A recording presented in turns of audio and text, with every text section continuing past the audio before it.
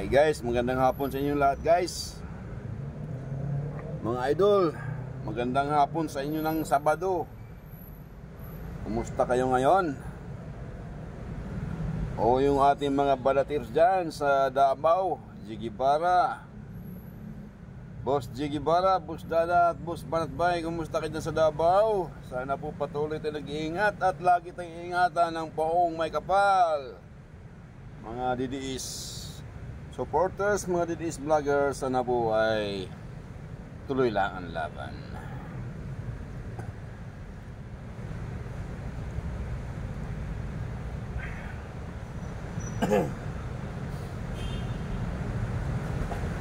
Tuloy ang laban.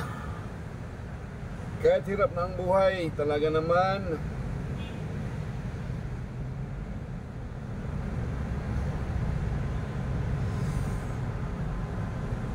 gobyerno po na hindi natin alam kung saan tayo pupunta. Gobyerno po na hindi natin alam kung saan tayo dadalhin, saan lupalop sa mundo.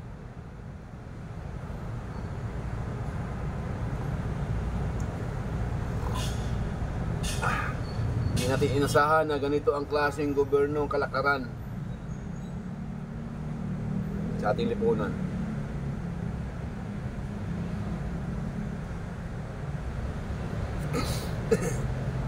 Hindi po ito ang hinahangad ng sambayanang Pilipino.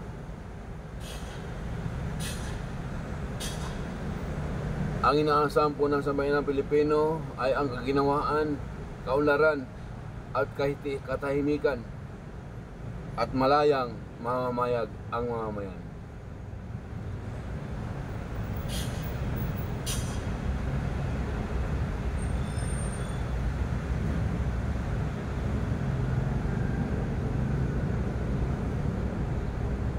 Pero sa reming ito, wala po tayong nakikitang tagumpay dahil lahat po tayo hinihigpitan.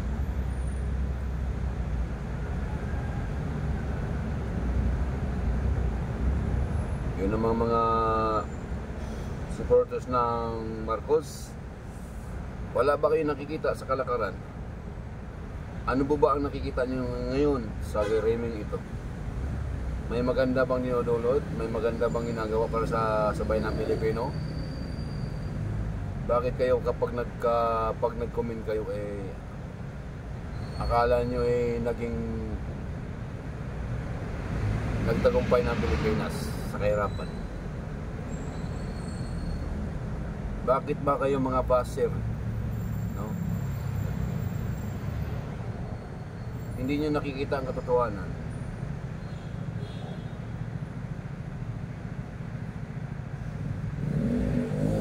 Nakikita naman natin na walang ginagawa ang gobyernong ito. Nariyan pa rin kayo.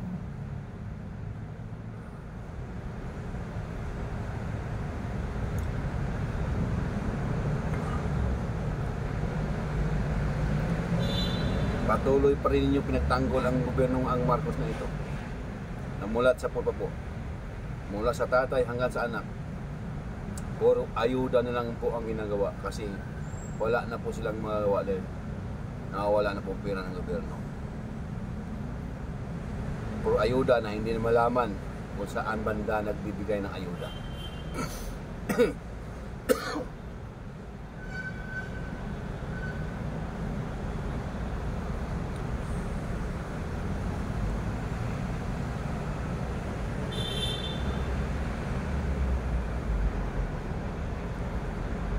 Kung nagbibigay man ng ayuda na ang gobyernong ito, dapat pangkalahatan, hindi ilang lugar lamang.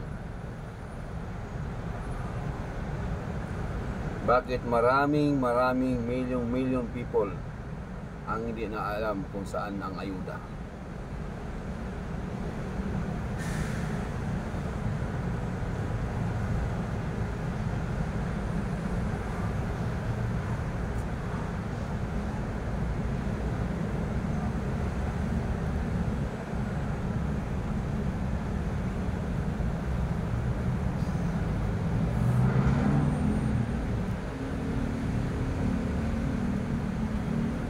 Pag sinabi pong ayuda, pagkalahatan po yan.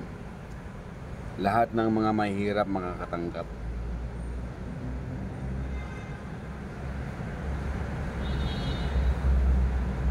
Lahat ng palabas sa Facebook, halos lahat fake news.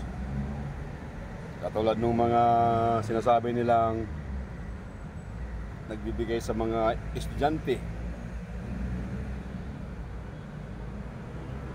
Ang dami naman kung tinatanong ng mga parents, wala namang natatanggap.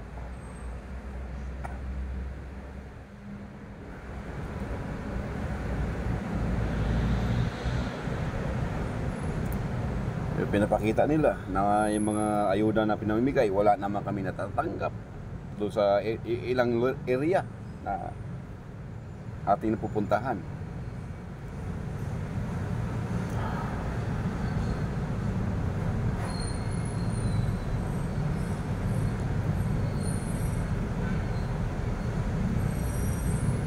O mga DDS, alam na, pagsapit ng 2025, alam na kung sino po at saan po tayo lalagay. Ipasok po natin ang tatlong Duterte at lahat ng mga nararapat para sa bayan. Lahat ng line-up na gumagawa ng tama, doon tayo. Nagmamahal sa bayan, doon tayo. Huwag tayo magpalaik sa pera. Dahil ang pera, nawawala yan. Pero ang pagnanakaw sa pera ng bayan, tuloy-tuloy yan. Hindi nawawala yan. Kaya piliin mabuti. Huwag tayo magpadala sa pera. Dahil ang pera, pang sandaliang aliw lang yan. Pang sandaliang lunas lang yan sa kahirapan. Ang hinahanap natin, yung umunlad ang mga Pilipino, yung nagkakaroon ng trabaho ang Pilipino, nagkaroon ng trabaho tuloy-tuloy, walang 6 months, at mababa ang bilihin, at sa oras ng emergency, may hospital tayong masasandalan at mapupuntahan sa oras ng kagipitan.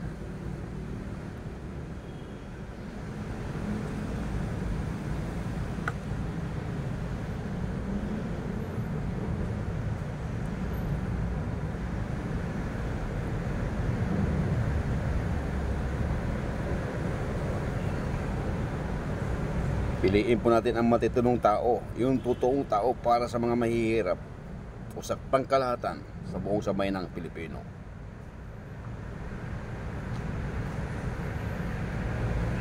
At sa 2028, huwag po natin kalimutan si Inday Sara Duterte ang kailangan ng sambayan ng Pilipino. Ulitin ko, huwag tayong magpadala sa pera. Dahil ang pera, pang sandali ang gamot. Lunas lang yan sa kahirapan. Pero ang katotohanan, tayo na'y pinagnanakawan.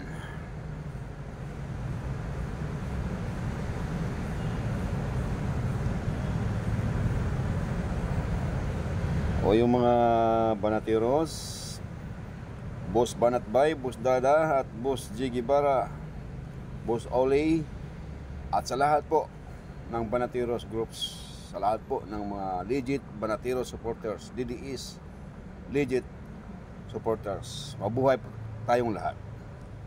God bless, at sana po tuloy lang ang laban. Kailan pa natin maipanalo ang laban na ito? Marami na pong mga Pilipino na hirapan, Luzon, Visayas at Mindanao, maging sa ibang bansa. Mga bayani nating mga OFW ay nangangailangan ng tulong sa gobyerno, ngunit walang ginagawa ng tulong ang pamalang ito, ang gobyerno ito. Pang sarili interes lamang. Hindi natin alam kung saan nagpuntang ngayon ang Pangulo ngayon. Hindi natin alam kung saan si Marcos ngayon. Yung tag-ulan na naman ngayon, wala natin alam kung ano nang ginawa ngayon sa project ng mga dam o sa mga labasan ng tubig para hindi po magbaha ang Kamanilaan. Wala po tayong nakikita na mayroon silang tinutulak na solusyon sa problema ng baha sa Kamanilaan. O sige po, salamat po. Extreme video lang po ito kasi para hindi po kayo magsawa, hindi mauumay yung mga ating mga followers. Marami po salamat sa mga ating mga followers.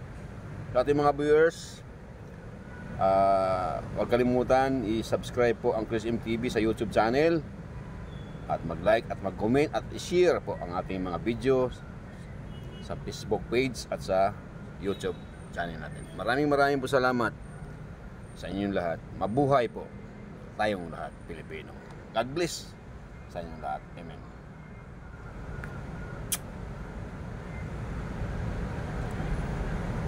Duterte para sa tunay at pulido pamahalaan.